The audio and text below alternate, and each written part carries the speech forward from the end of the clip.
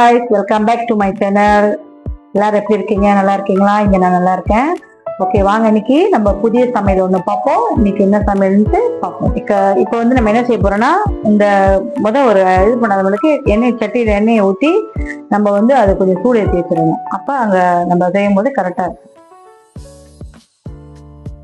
இதுக்கு எண்ணெய் வந்து கொஞ்சம் கூடயே தான் இருக்கணும்.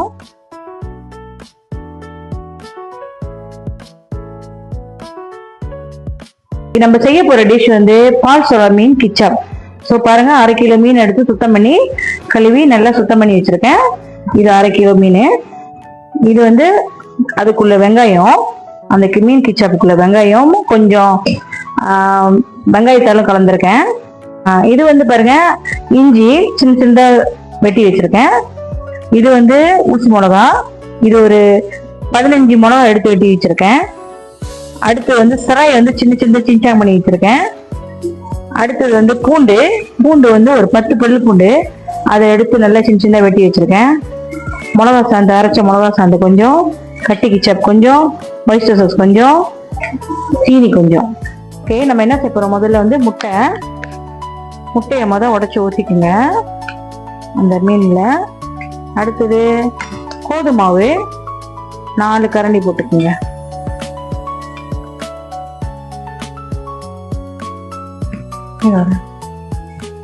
ஓகே, முட்டை போட்ட பிறகு கோதுமாவு போட்ட பிறகு மீன்ல சோயா சாஸ் கிச்சாப், தண்ணி கிச்சாப்பு அது ஒரு கரண்டி ஊற்றிக்கணும். இதுல உப்பையும் நம்ம சேர்க்க போறதுல வெறும் கிச்சாப்பு சோயால தான் சேர்க்க போறோம்.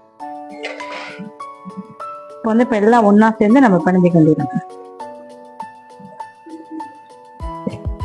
ஓகே பாருங்க, இப்போ வந்து நல்லா பிணைஞ்சாச்சு. அந்த கணக்கா 4 கரண்டி மாவு, ஒரு முட்டை, கொஞ்சம் சோயா சாஸ். ஏன் இதுல முட்டை போடுறேன்னா, அந்த மீன் வந்து கொஞ்சம் பிடிக்கும் சட்டியில, அதனால முட்டை போட்டா அது அழகா வரும். அதனாலதான் அந்த முட்டை போடுறோம் நம்ம. இப்போ பாருங்க, எண்ணெய் சட்டி நல்லா சூடாயிருச்சு. இந்த கட்டத்துல நம்ம போட வேண்டியதுதான்.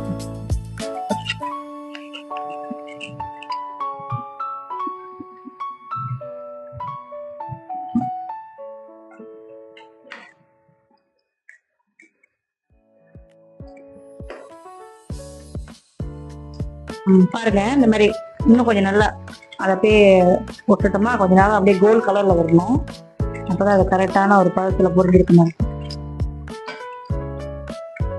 இன்னைக்கு என்ன உங்க வீட்டுல எல்லாம் சமையல், என்னென்ன சமையல்னு சொல்லி கமெண்ட் பண்ணுங்க. நான் இன்னைக்கு வந்து பால் சோளா மீன் கிச்சப் செய்யறேன்.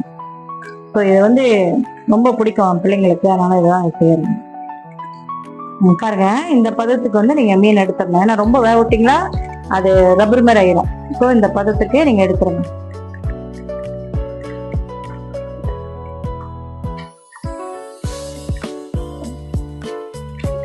பாருங்க, இந்த மாதிரி இந்த மீனை வந்து இந்த ஸ்டேஜ்ல கணக்கா இந்த பதத்துல நம்ம பொரிச்சு எடுத்துட்டோம். அப்படியே சொத்தா இருக்கும் தெரியுங்களா, பஞ்சு மாதிரி. ஓகே, நம்ம வந்து பொரிச்ச எண்ணெயை வந்து எடுத்துட்டு இவ்வளவுதான் அந்த எண்ணெய் பாய்க்கணும் அந்த கிச்சாப்க்கு. இப்போ வந்து நம்ம முதல்ல போட போறது வந்து பூண்டு தான் முதல்ல எந்த சாப்பாட்டுக்கும் வாசனை முதல்ல கொடுக்கும். ரெண்டாவது போட போறது வந்து இஞ்சி.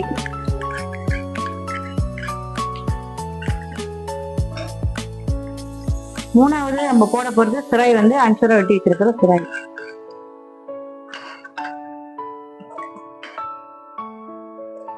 ஒன்று சேர்த்து கிண்டுவோம்.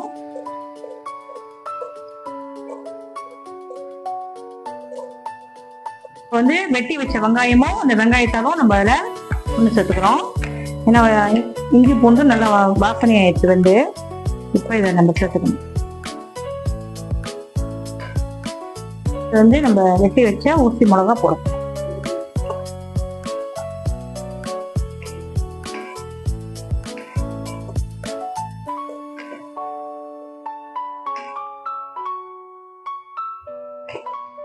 இப்போ பாருங்க, எல்லாம் நல்லா வேகணும்.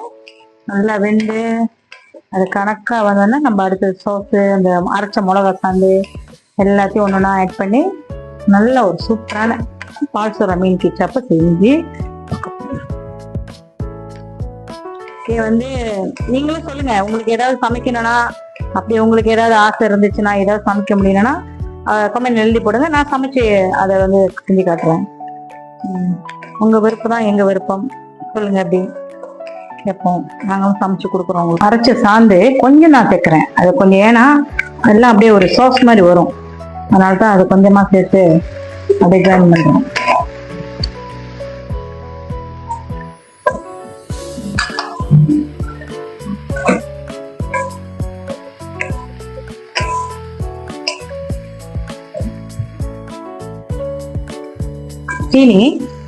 சீனி வந்து மிளகா சந்து போட்டோன்னே நீங்க அதை போடணும்.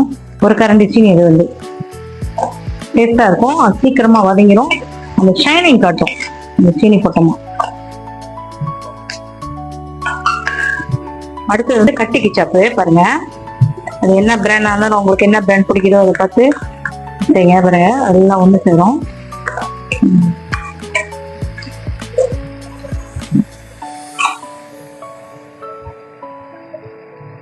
சோயா சோஸ் 2 கரண்டி போட்டிருக்கேன். ஒய்ஸ்டர் சோஸ் 2 கரண்டிங்க. அது ஒய்ஸ்டர் சோஸ்.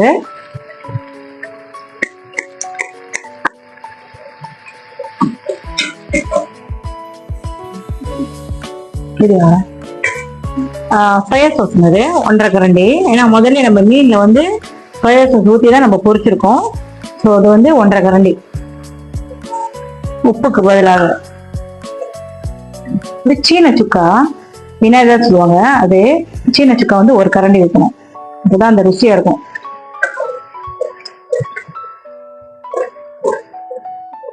ஒரு கரண்டி சில்லி சாஸ். என்ன சாஸ் இருந்தாலும் 1 கரண்டி வைக்கணும்.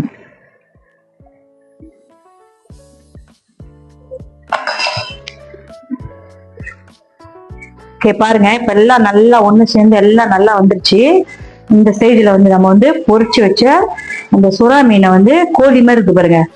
கோழி அரைச்ச பொரிச்சு எப்படி இருக்கும் அதை வந்து நம்ம அதை ஒண்ணு சேர்த்துறோம்.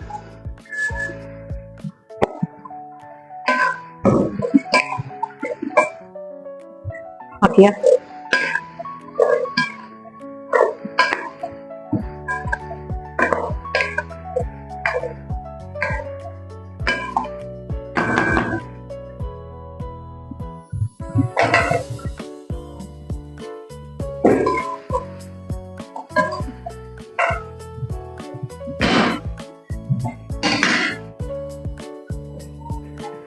பாருங்க. இந்த பதத்துக்கு வந்து கரெக்டா வந்துச்சு பாருங்க. நான் போட்ட white sauce, ketchup sauce, chilli sauce எல்லாமே அந்த அரைச்ச மிளகா சாந்து எல்லாம் கரெக்டா வந்துருச்சு. நல்லா கணக்கான ஒரு பதத்துக்கு வந்துருச்சு. இப்ப நம்ம எடுத்துடலாம்.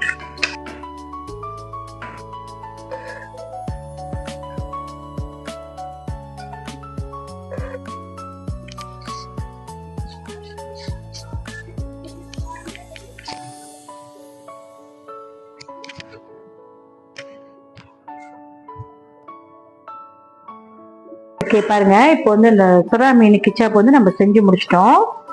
ஸோ நீங்களும் தொடர்ந்து செய்யுங்களேன். உங்களுக்கு சமையல் பிடிச்சிருந்தா நீங்களும் செஞ்சு பாருங்க. தொடர்ந்து எனக்கு ஆதரவு கொடுங்க, சப்போர்ட் பண்ணுங்க, லைக் பண்ணுங்க, ஷேர் பண்ணுங்க, கமெண்ட் பண்ணுங்க. தொடர்ந்து நீங்களும் செஞ்சு பாருங்க.